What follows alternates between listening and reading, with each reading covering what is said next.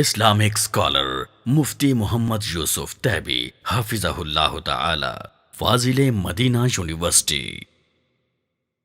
قال الله سبحانه وتعالى: بسم الله الرحمن الرحيم. إن مع العسر يسرا إن مع العسر يسرا فإذا فرغت فانصب وإلى ربك فارغب.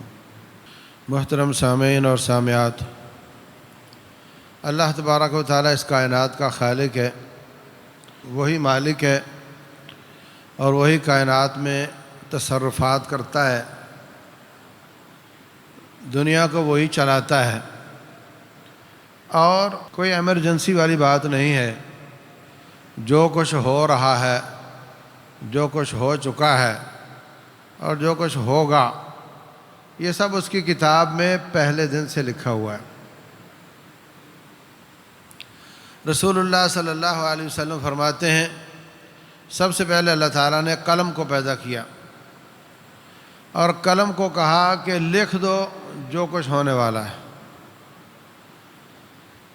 تو اس کے علم میں جو کچھ ہے کائنات کے بارے میں، جو لکھنا اس نے چاہا وہ سارا لکھ دیا گیا۔ لکھے ہوئے کی پھر دو قسمیں ہیں، ایک وہ لکھا ہوا ہے جس میں ہمارا کوئی اختیار نہیں، جیسے ہم اس زمانے میں پیدا ہوئے ہیں، ہم پچھلے زمانے میں کیوں پیدا نہیں ہوئے، یا اس باپ کا بیٹا آپ بنے ہیں، آپ کسی اور کا بیٹا کیوں نہیں بن گئے۔ یہ وہ چیزیں ہیں جو ہمارے اختیار میں نہیں ہیں، اس کو تکوینی امور کہتے ہیں۔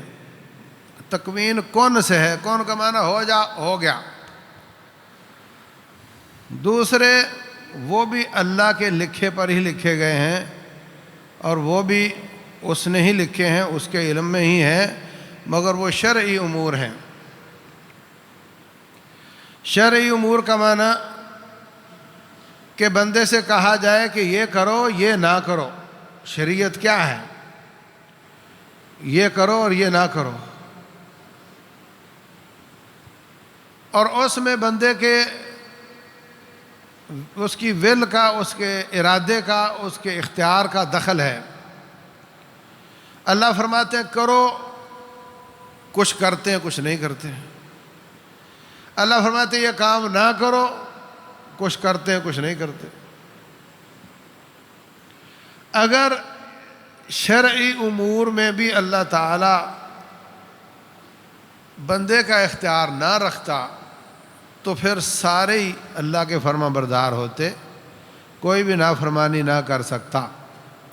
جیسا کہ فرشتے ہیں، ہم سے زیادہ تعداد میں ہیں، زیادہ طاقت میں ہیں، بڑے بڑے قد ہیں، اور ان کو اللہ نے کنٹرول کیا ہوا ہے۔ وہ لا یعصون اللہ ما امرہم ویفعلون ما یؤمرون، جو اللہ فرماتا ہے وہ کرتے ہیں، جس سے منع کرتا ہے وہ رک جاتے ہیں، اللہ کی نافرمانی نہیں کرتے۔ تو جن اور انسان دو مخلوق ایسے ہیں جن کو اللہ نے شرعی امور میں اختیار دیا ہوا ہے۔ تکوینی امور میں یہ بھی مجبور ہیں، شرعی امور میں ان کو اختیار دیا ہوا ہے۔ اور پھر یہ کس چیز کو اختیار کرتے ہیں، کہا نماز پڑھو تو کون کون پڑھے گا کون نہیں پڑھے گا، یہ بھی اس نے پہلے سے لکھا ہوا ہے۔ لیکن جو لکھا ہے وہ نہیں ہوتا، بلکہ جو ہوتا ہے وہ لکھا ہوا ہے۔ اس معاملے میں جو رب نے لکھ دیا نماز نہیں پڑھنی تو آپ نے نہیں پڑھنی، ایسا نہیں ہے کہ اللہ کے لکھے کی وجہ سے آپ نے نہیں پڑھنی، بلکہ آپ نے نہیں پڑھی تو اللہ نے پہلے سے لکھا ہوا کہ اس نے نہیں پڑھنی، اس میں آپ کے پاس اختیار ہے، اور اس اختیار کو ہم محسوس کرتے ہیں۔ اذان ہوئی ہے لیکن سارے لوگ مسجد میں نہیں آئے، جو آئے ہیں یہ بھی چاہتے تو نہ آتے، یہ مجبور ہو کر نہیں آئے، اور جو نہیں آئے وہ بھی چاہتے تو آ جاتے۔ یہ اختیار ہم باقاعدہ محسوس کرتے ہیں۔ تو جو تکوینی امور ہیں اور جو شرعی امور ہیں یہ لکھے ہوئے پہلے سے ہیں، لیکن تکوینی امور میں جبر ہے، جو رب نے کہہ دیا ہوگا، آپ کا اختیار کوئی نہیں۔ اور شرعی امور میں جبر نہیں کرنا آپ نے مرضی سے ہے، مگر اس نے اپنے علم سے پہلے کا لکھا ہوا ہے۔ جیسے میں بسا اوقات کسی باپ کو بلوا کر اس کے بیٹے کے بارے میں کہہ دیتا ہوں کہ تیرا بیٹا ناکام ہے، فیل ہے، یہ پڑھنے والا نہیں، لے جا اس کو، یہ پیپروں میں فیل ہو جائے گا۔ پیپر تو ابھی ہوئے نہیں، میں نے کیسے کہہ دیا؟ میں نے اپنے تجربے سے کہہ دیا۔ میرا تجربہ غلط ہو سکتا ہے اس نے 4 سوال یاد کیے پورے نصاب میں سے اور 4 ہی پیپر میں آ گئے، پاس ہو گیا۔ ہو سکتا ہے اس نے چیٹنگ کر لی، پاس ہو گیا۔ تو میرا تجربہ غلط ثابت ہو گیا، لیکن رب کا تجربہ نہیں، رب کا علم ہے جو پرفیکٹ ہوتا ہے۔ اس نے جو لکھا ہے کہ اس نے جہنم میں جانا، اس نے جانا ہی جانا ہے، اس لیے نہیں کہ اس نے لکھا ہے، اس لیے کہ اس کا علم پرفیکٹ ہے، اس کو پتہ ہے کہ اس نے کیا کرتوتیں کرنی ہیں۔ اگر لکھے ہوئے کی وجہ سے جاتا تو پھر تکوینی شرعی کا فرق ختم ہو جاتا، پھر تو دونوں میں جبر ہوتا، پھر تو نعوذ باللہ رب کی نسبت ظلم کی طرف ہوتی کہ خود ہی لکھ دیا جہنم میں جائے گا اور خود ہی آگ میں ڈال رہا اس کو۔ تو شرعی امور میں اختیار ہے اور تکوینی میں اختیار نہیں ہے۔ اور کائنات میں ہم سے بڑی بڑی مخلوقات موجود ہیں، فرشتے اتنے اتنے بڑے ہیں کہ ایک فرشتہ چاہے تو پہاڑوں کو اٹھا لے،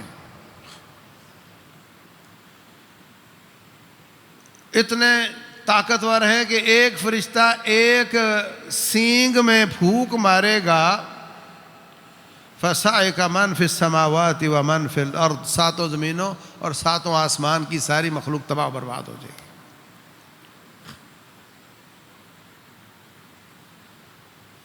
اتنی طاقت ہے، اتنے بڑے طاقتور مخلوق کو اس نے قابو کیا ہوا ہے، اور وہ سارے تکوین کے تحت ہیں، اختیار کسی کے پاس نہیں ہے۔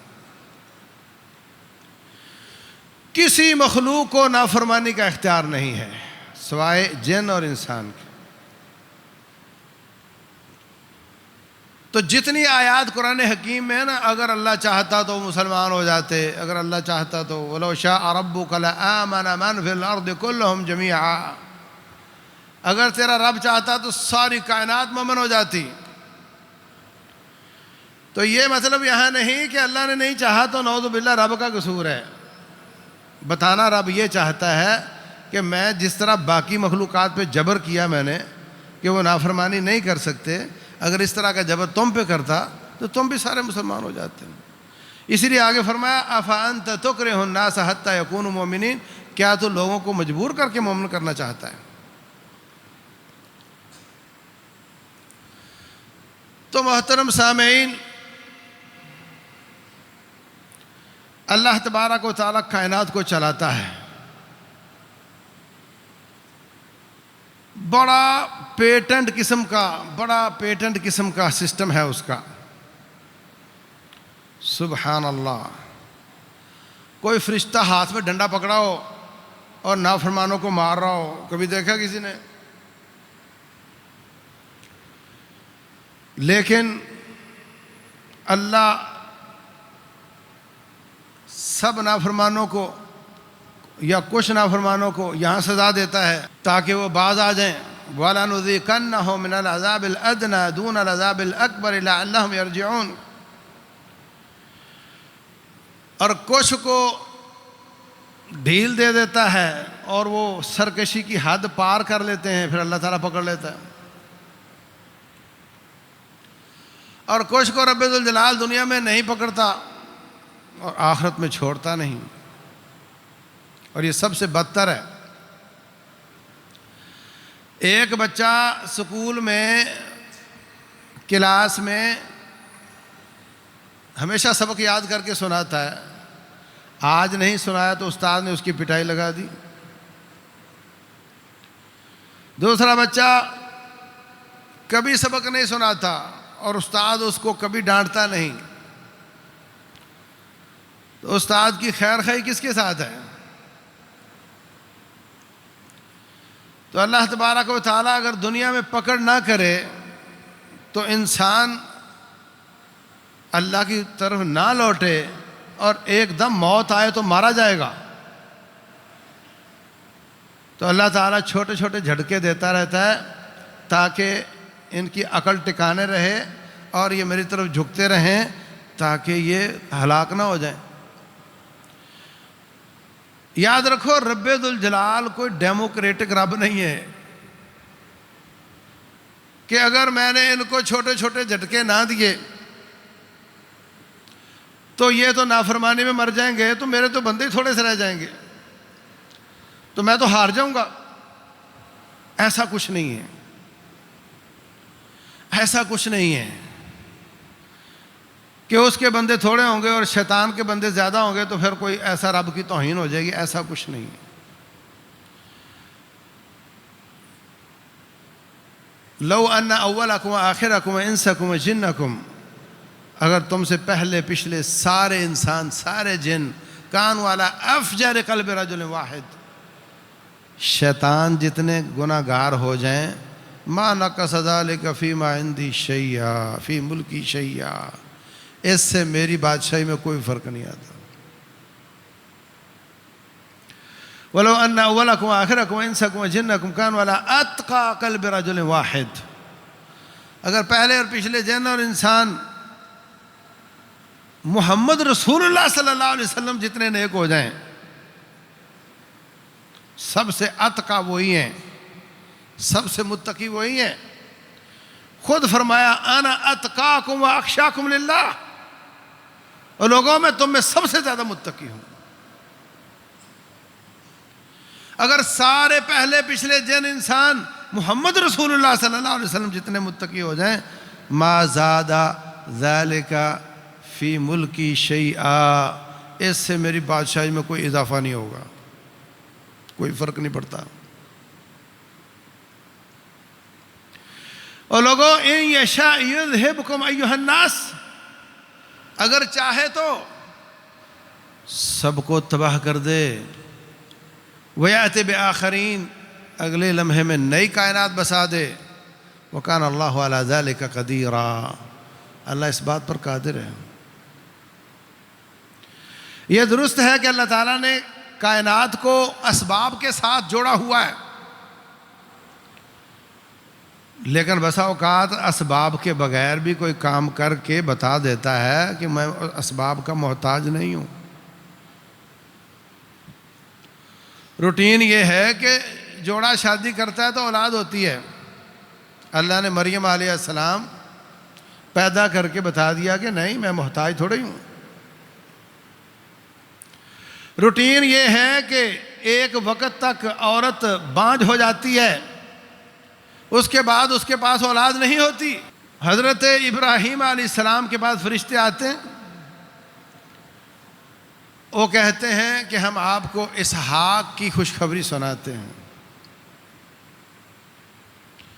دونوں ہی کہنے لگے، ابراہیم علیہ السلام بھی اور ان کی بیوی بھی، کہ یہ بڈھے ہو چکے ہیں اور میں بانجھ ہو چکی ہوں، فَبِمَا تُبَشِّرُونَ، یہ کیسی بشارت ہے؟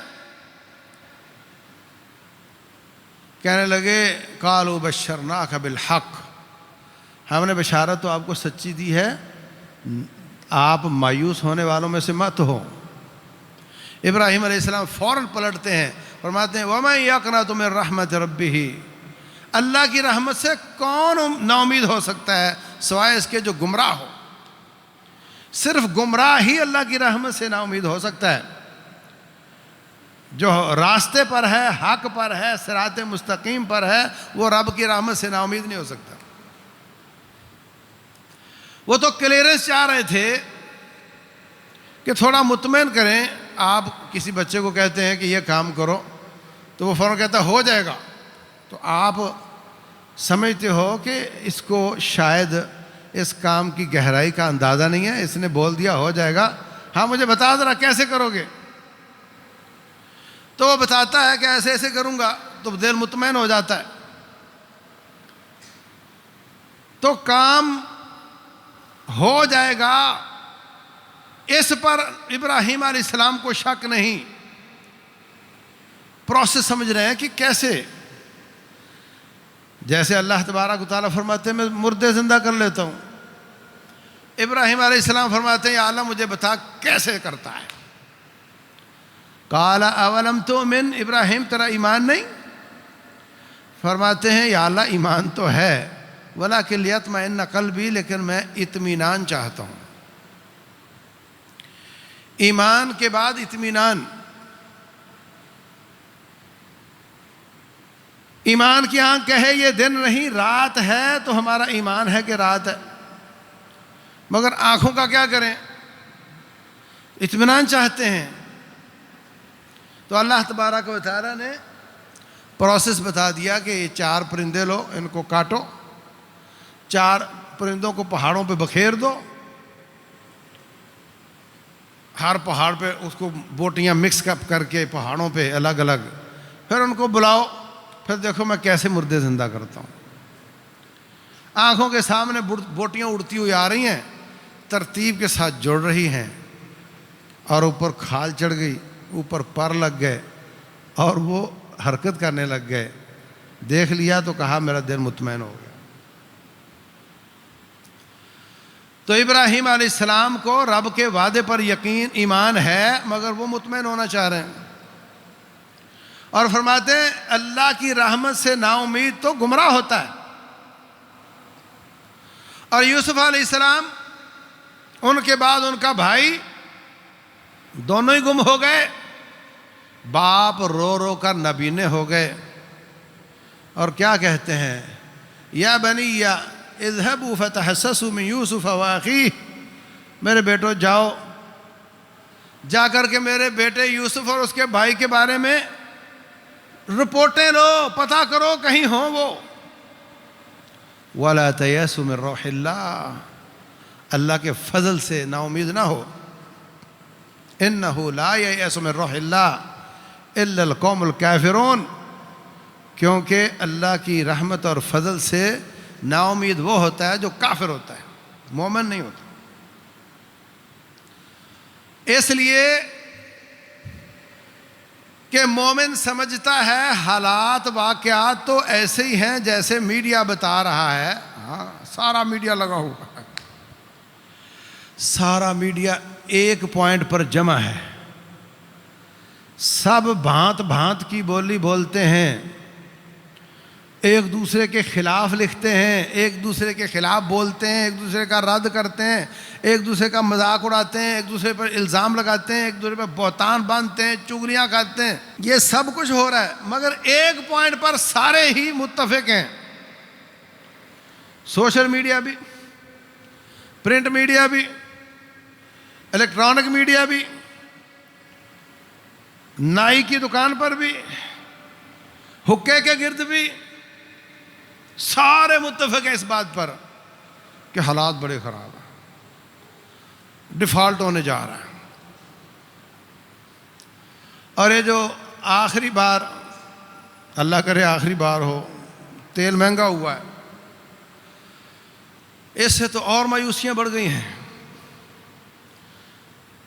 میں انکار نہیں کرتا کہ حالات خراب نہیں ہیں, میں بھی آپ میں سے ہوں, جو بل آپ کو آتے ہیں مجھے بھی آتے ہیں. جو تیل لوگوں کا مہنگا ہوا میرا بھی ہوا ہے,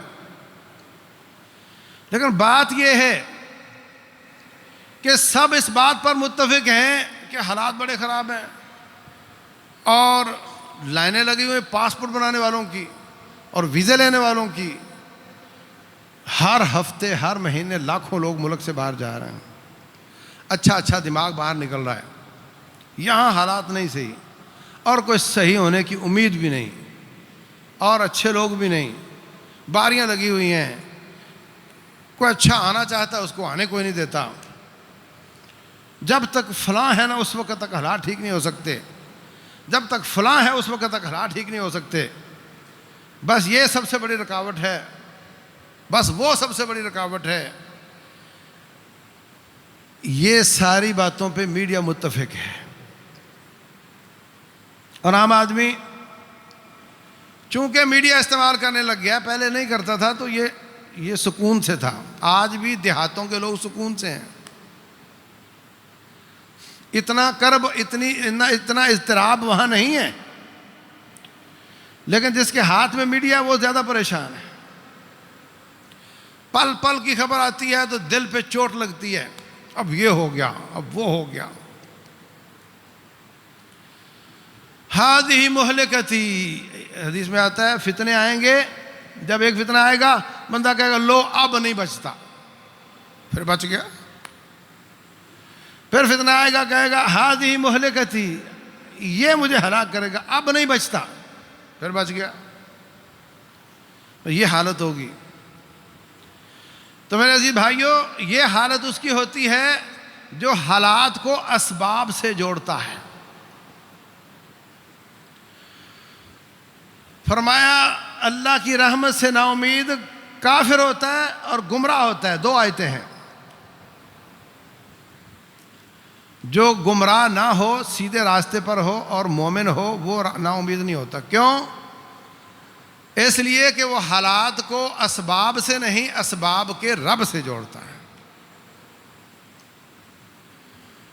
اسباب سے نہیں جوڑتا بلکہ اسباب کے رب سے جوڑتا ہے۔ توحید توحید کا نعرہ تو ہم لگاتے ہیں، حقیقت ہے ہماری توحید ڈھیلی ہو چکی ہے۔ زمانہ بڑا غلط ہو گیا، اللہ کہاں ہے بھائی؟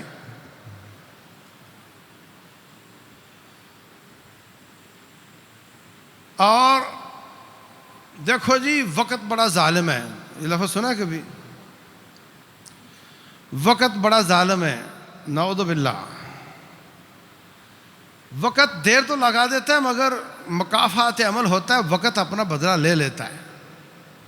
یہ دیکھا نا فلاں جیل میں چلا گیا، وقت نہیں چھوڑتا۔ اللہ کہاں گیا بھائی؟ باہر نکلے گا دیکھے گا ہمارے فطرت کے کیسے مناظر ہیں، رب کہاں گیا بھائی؟ فطرت نے یوں کر دیا، فطرت نے وہ کر دیا ہے۔ ان کا رب نیچر ہے، ان کا رب اللہ نہیں۔ یہ کہو اللہ کی فطرت ایسے ہے، حالات کا رب اللہ ہے۔ رسول اللہ صلی اللہ علیہ وسلم فرماتے ہیں کوئی شخص زمانے کو برا نہ کہے، لا تسب الدہر، کوئی شخص وقت کو برا نہ کہے۔ نعوذ باللہ، وقت بڑا ظالم ہے۔ انا الدہر، زمانہ تو میرے پاس ہے، میں ہوں۔ اقلب اللیل والنہار، دن رات کا آنا جانا تو میرے اختیار میں ہے، حالات تو سارے میرے اختیار میں ہیں۔ اب ایک بچہ نافرمان ہو، ابا اس کو گھر سے نکال دے یا اس کو کوئی سزا دے دے، تو بجائے اس کے کہ وہ اپنی اصلاح کرے جس وجہ سے سزا ملی ہے، الٹا ابے کو گالیاں دینے لگ جائے، لابنگ شروع کر دے، مظاہرے شروع کر دے، چاچے تائے جمع کر لے کہ دیکھو ابا کتنا ظالم ہے، مجھے گھر سے نکال دیا۔ چاچے تائے سے زیادہ رشتہ داری تو تیری ابے سے ہے نا، ابے کے ساتھ ہے۔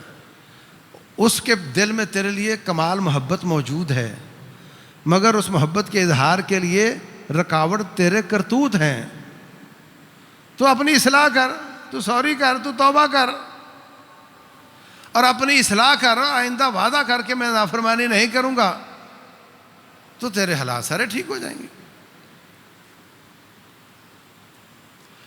اور باپ گھر سے نکال کر چاہ رہا ہوتا ہے کہ یہ آئے نا، تھوڑا منت کرے نا تو میں مان جاؤں گا، اور اگر وہ بچہ آئے ہی نہ اور الٹا آوارہ لڑکوں کے ساتھ آوارہ ہو جائے اور گھر کی طرف منہ ہی نہ کرے، تو پھر باپ کسی کو کہہ رہا ہوتا ہے جاؤ اس کو سمجھاؤ، اس کو لے کر آؤ، اس کو سمجھاؤ۔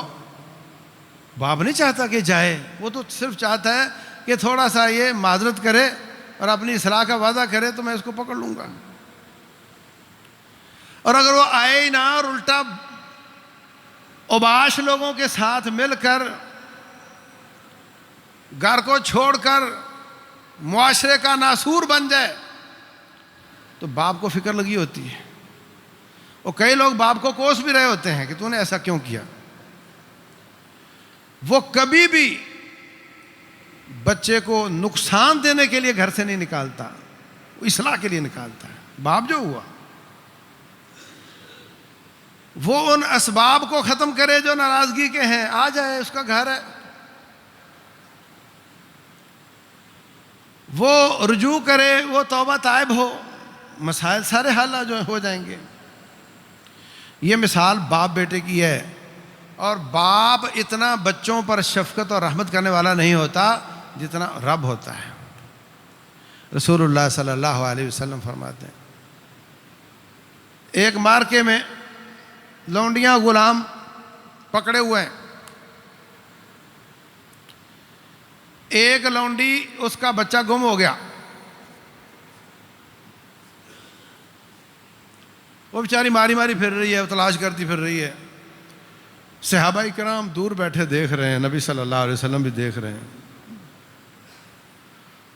تو تھوڑی دیر بعد بچہ مل گیا۔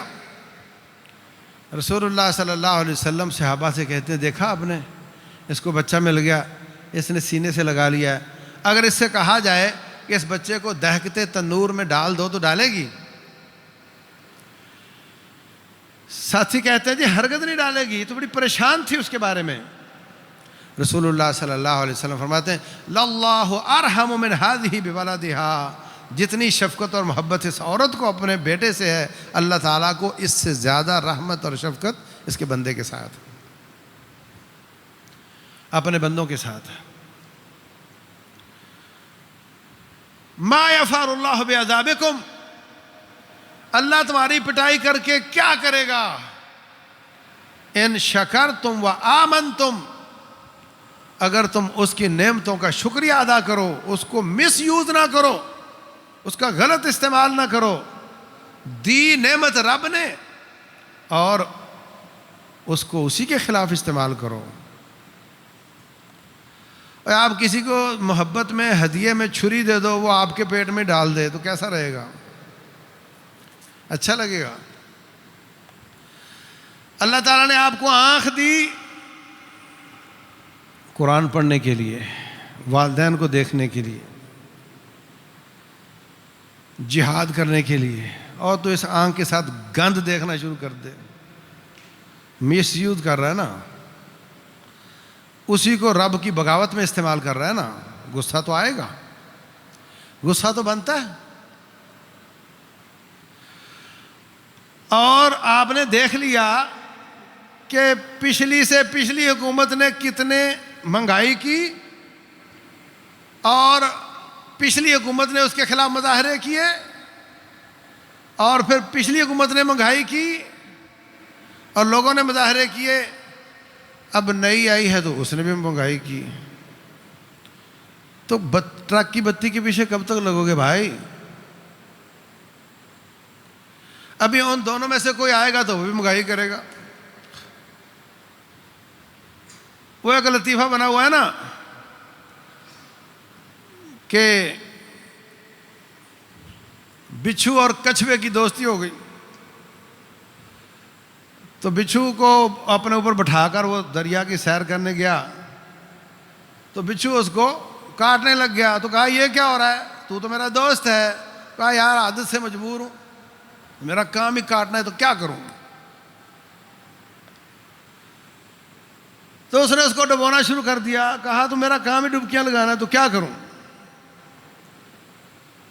بات یہ ہے کہ جب رب نے ہماری بدعمالیوں کی وجہ سے یہ حکمران مسلط کیے جن کا کام ہی ہمیں سزا دینا ہے، کیونکہ رب نے بھیجا ہی اس کام کے لیے. تو وہ اور کیا کریں گے؟ ان کو جوتی کے طور پہ ہمارے سر پہ بٹھایا ہے، محبت کے ساتھ نہیں بٹھایا. اللہ کی محبت ان لوگوں سے ہوتی ہے الذین مکناہم فی الارض اقاموا الصلاۃ، جن کو ہم بٹھاتے ہیں نا محبت کے ساتھ. نمبر 1 نماز قائم کرتے ہیں، ان میں سے کوئی بھی کرتا ہے.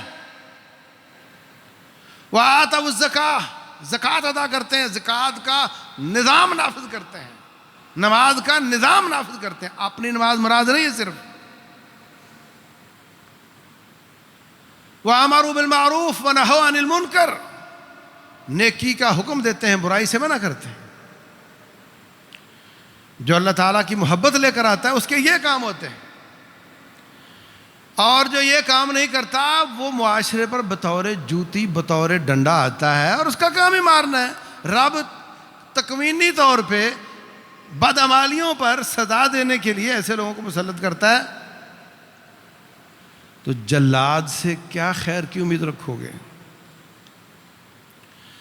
کبھی کسی مجرم نے جلاد کے خلاف مظاہرہ کیا ہو، ہائے ہائے کے نعرے لگائے ہوں، گو جلاد گو کہا ہو، یہ جلاد ہیں، ان کو رب کوڑے کے طور پہ مسلط کرتا ہے ہماری بدعمالیوں کی وجہ سے. اللہ فرماتے ہیں یہ سوشل میڈیا کی خبر نہیں سنانے لگا، یہ پرفیکٹ خبر ہے رب ذوالجلال کی. فرمایا ان تنصروا اللہ ینصرکم ویثبت اقدامکم، اگر تم اللہ تبارک و تعالیٰ کے دین کی مدد کرو گے ہم تمہاری مدد کریں گے. تم رب کے دین کی نہیں کرو گے ہم تمہاری نہیں کریں گے. وَلَا يَنصُرَنَّ اللَّهُ مَن يَنصُرُهُ، رب کہتا میری ذات کی قسم ہے میں تمہاری ضرور مدد کروں گا اگر تم میری مدد کرو گے. تم پہلے میں بعد میں. میں پہلے تو پھر مجرموں کا کیا قصور ہے؟ میں مدد کر دوں تم کرو نا، تو پھر اس کی میں کیوں نہ کروں جو تیرے خلاف ہے؟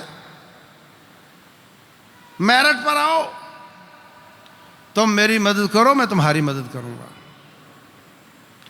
ان تنصروا اللہ ینصرکم ویثبت اقدامکم ولا ینصرن اللہ من ینصرہ، جو اللہ کی مدد کرے گا اللہ اس کی مدد کرے گا. کتب اللہ، اللہ نے یہ بات نوٹ کر دی ہے، لکھ دی ہے، واجب کر دی ہے. لَأَغْلِبَنَّ أَنَا وَرُسُلِي، میں اور میرے رسول ضرور غالب ہوں گے. اور رہے تم بھی وَلَا تَهِنُوا، کمزوری نہ دکھاؤ، دل سے ہار نہ جاؤ، مایوس نہ ہو جاؤ. وَلَا تَهِنُوا وَلَا تَحْزَنُوا، غم نہ کرو. وَأَنْتُمُ الْأَعْلَوْنَ، تم اوپر آ جاؤ گے. ان کنتم مومنین، اگر تمہارا ایمان درست ہے. تمہارا ایمان آ کر کے حکمرانوں نے ٹھیک کرنا ہے. کس نے ٹھیک کرنا ہے؟ اگر تم ٹھیک والے مومن ہو، رب کا پکا وعدہ کہ تم اوپر آ جاؤ گے. آج مہنگائی کی وجہ یہ ہے کہ تم اوپر نہیں. تمہارے ملک میں تیل گیس کے ذخائر موجود ہیں مگر تم امپورٹ کر رہے ہو. امپورٹ بڑھتی ہے تو روپیہ چھوٹا ہوتا ہے، روپیہ چھوٹا ہوتا ہے تو مہنگائی بڑھتی ہے. اپنا تیل گیس کیوں نہیں استعمال کر سکتے؟ اس لیے کہ آپ اوپر نہیں ہو، آپ اپنے فیصلے نہیں کر سکتے، آپ کمزور ہو. کہانی تو اصل میں یہ ہے،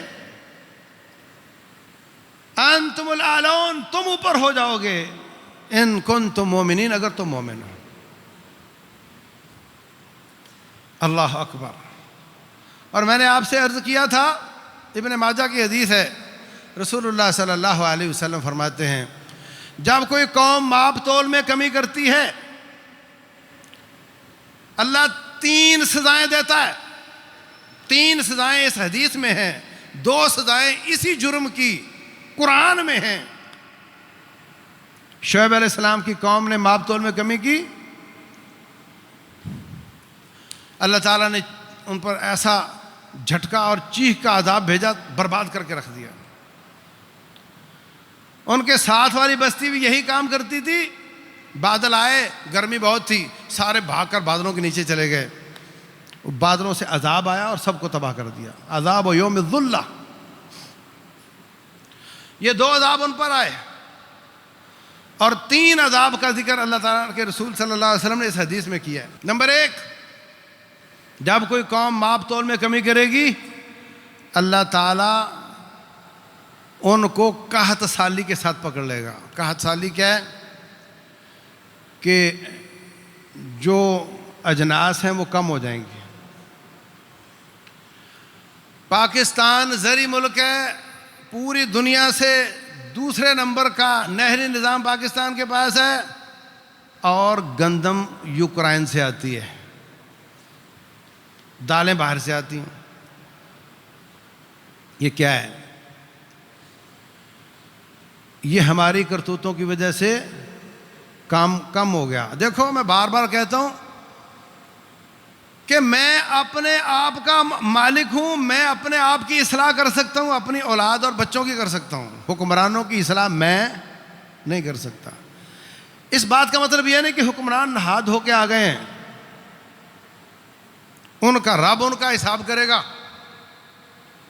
میں اپنا حساب کروں۔ فرمایا اجناس کم ہو جائیں گی، کھانا دانا کم ہو جائے گا، پیسہ ہے، سامان نہیں ہے۔ اگر پاکستان کی امپورٹ رک جائے، پاکستان رک جائے گا۔ باہر سے مال آنا رک جائے تو یہاں ہر کام رک جائے گا۔ یہاں چند مہینے بند ہوئی تھی، دیکھو حالت کیا ہوئی ان کی۔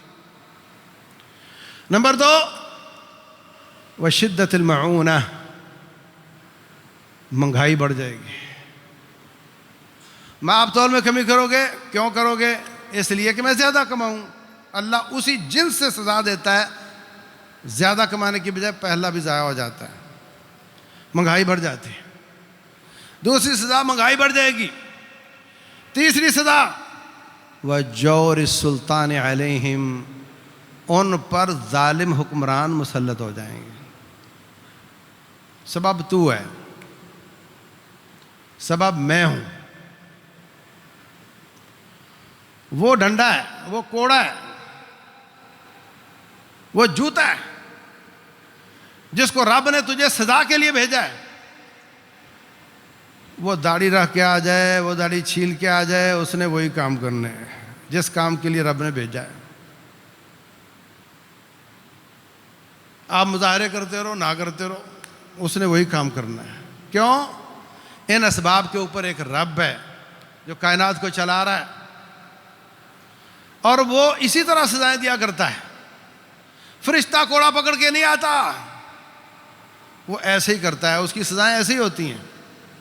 فرمایا وجور السلطان علیہم، اللہ ان پر ظالم حکمرانوں کو مسلط کر دیتا ہے۔ اللہ اکبر! کیا یہ سب درست نہیں؟ کیا یہ بدعمالیاں ہمارے اختیار میں نہیں؟ میں کسی پرائیویٹ کا یا حکومت کا نوکر ہوں، کیا کوئی آفیسر وقت پر آتا ہے؟ ہاں، اور وقت پر جاتا ہے؟ الا ماشاء اللہ کوئی ہوگا۔ تنخواہ میں کبھی کمی کی، میں لیٹ آیا تھا، اتنے کم کر دو۔ لینے کے ماپ اور دینے کے ماپ اور۔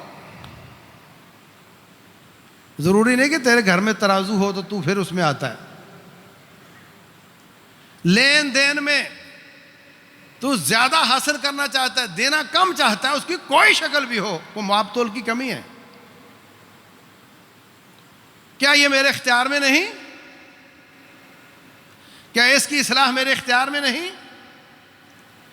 اور رب تو سزا دیتا ہے اس لیے کہ بندہ واپس آئے، سوری کرے، تو اتنی ٹیڑھی کرے، ہونٹ اس کے کپ کپائیں، تھر تھرائیں، یہ گڑ گڑائے، روئے، چار آنسو گرائے، آخر ہے تو میرا بندہ، میں اس کو معاف کر کے اس کی سزا کو معاف کر دوں گا۔ کیا ووٹ میرے اختیار میں ہے یا نہیں؟ کیا میں نے کبھی انصاف کیا؟ کس کو ووٹ دیا؟ وہ جی برادری کا بڑا جس کو کہتا اس کو دیں گے. یہ میرٹ ہے، یہ معیار ہے. تو مکلف اور پابند ہے، اللہ تعالیٰ کی طرف سے مکمل انسان ہے، اور تو اپنی آنکھیں بند کر کے اس کے کندھے پہ ہاتھ رکھ دیتا ہے، بہرا گونگا نبینا ہو جاتا ہے. وہ جی جو انہوں نے کہا وہ ہوگا. اور اس نے کیا کہا؟ اس نے کہا جی ہمارے جو بچے چوریاں کرتے ہیں، جو اس کو تھانے سے چھڑوا کے لائے گا اس کو دیں گے ووٹ. پھر تیری توقع ہو کہ مہنگائی کیوں ہو گئی ہے اور ظالم حکمران کیوں مسلط ہو گئے ہیں. ایک آدمی کہتا ہے مجھے موقع ملا تو میں پل بنا دوں گا، مجھے موقع ملا تو میں سڑک بنا دوں گا. جیب سے، IMF سے قرضہ لے کر، ورلڈ بینک سے قرضہ لے کر، اور تو کہتا ہے ہاں ہاں یہ ٹھیک ہے، یہ ٹھیک ہے، یہ پل بنائے گا نا، یہ ٹھیک ہے، اس کو ووٹ دو. پھر کہتا ہے جی یہ قرضے کیوں آ گئے؟ یہ قرضے کہاں سے آ گئے؟ مہنگائی کہاں سے آ گئی؟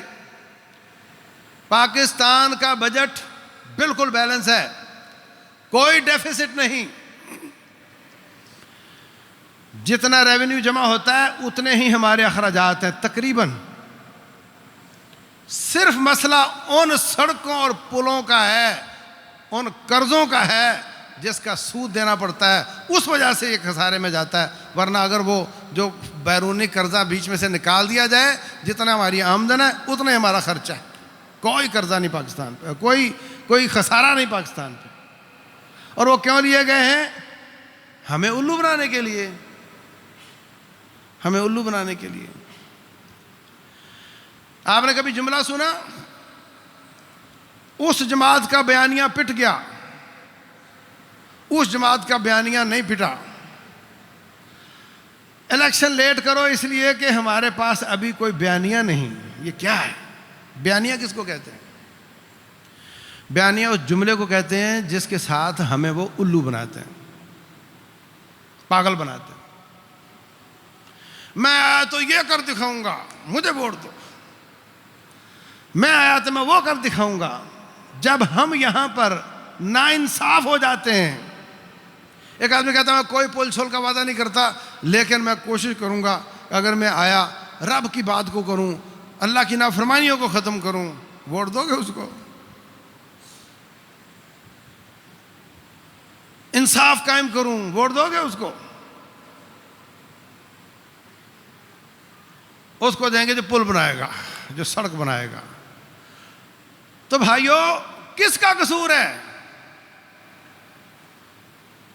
قصور کس کا ہے؟ ہمارا اپنا.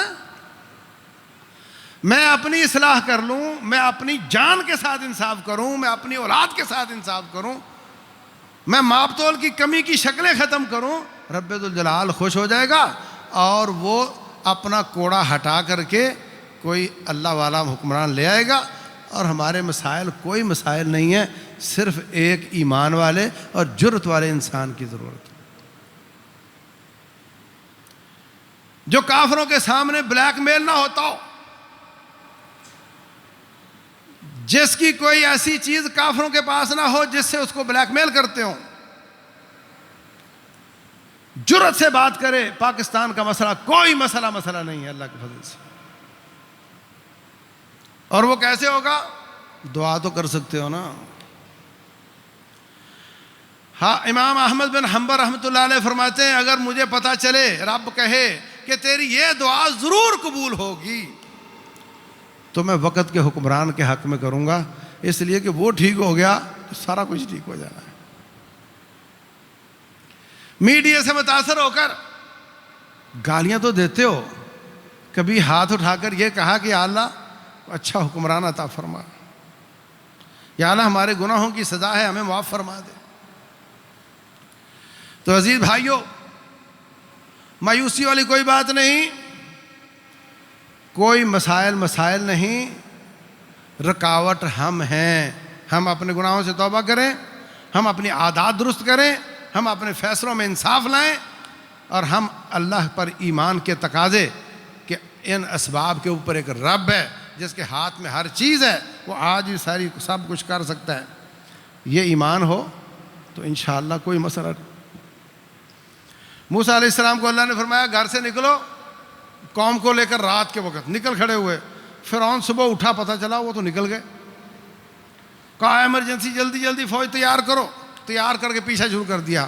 آگے سمندر، پیچھے فرعون کی فوج، بچنے کی شکل ہے کوئی؟ کہنے لگے انا لمدرکون، اب مارے گئے۔ کیوں؟ نظر اسباب پر ہے۔ موسیٰ علیہ السلام کہتے ہیں کلا، خبردار ایسی کوئی بات نہیں، ان معی ربی سیہدین، تم تو صرف اسباب دیکھ رہے ہو نا، میرے ساتھ میرا رب ہے جو اسباب کو بھی حرکت میں وہی لاتا ہے، وہ مجھے راستہ دکھائے گا۔ فرمایا ڈنڈا مار، ڈنڈا مارا تو سمندر میں 12 راستے بن گئے۔ فاضرب لهم طریقا فی البحر یبسا لا تخاف درکا ولا تخشا، ان صدیوں سے بہنے والے سمندر کے نیچے جو ریت تھی اللہ تعالیٰ نے وہ بھی خشک کر دی، دونوں طرف پانی کھڑا ہے۔ فکان کل فرقا کالطود العظیم، پہاڑوں کی طرح جمع ہوتا جا رہا ہے، مگر آگے بڑھنے کی ہمت نہیں ہے، میرے رب نے روکا ہوا ہے۔ رب وہی ہے جو چھری کو چلنے سے روک دیتا ہے، وہی ہے جو آگ کو جلانے سے روک دیتا ہے۔ آج بھی وہی رب اپنی آب و تاب کے ساتھ، اپنی قوتوں کے ساتھ اسی طرح رب کعبہ کی قسم ہے، اس کے کسی اختیار اور قوت میں کوئی کمی نہیں آئی۔ کمزوری یہ ہے کہ ہم اس روٹھے ہوئے کو منا نہیں سکے۔ اپنی اصلاح کریں، انشاءاللہ رب ذوالجلال والاکرام۔ ہمیشہ تاریخ بھری پڑی ہے، اللہ تعالیٰ توبہ بھی قبول کرتا ہے، معافیاں بھی دیتا ہے، اور اللہ تعالیٰ کایا بھی پلٹ دیتا ہے۔ اور دن سے رات ہوگی تو سب حالات ٹھیک ہو چکے ہوں گے، رات سے دن ہوگا تو حالات ٹھیک ہو چکے ہوں گے۔ یہ سب وہ کر سکتا ہے اگر ہم اس کو راضی کر لیں۔ اللہ عمل کی توفیق دے۔ وما علینا۔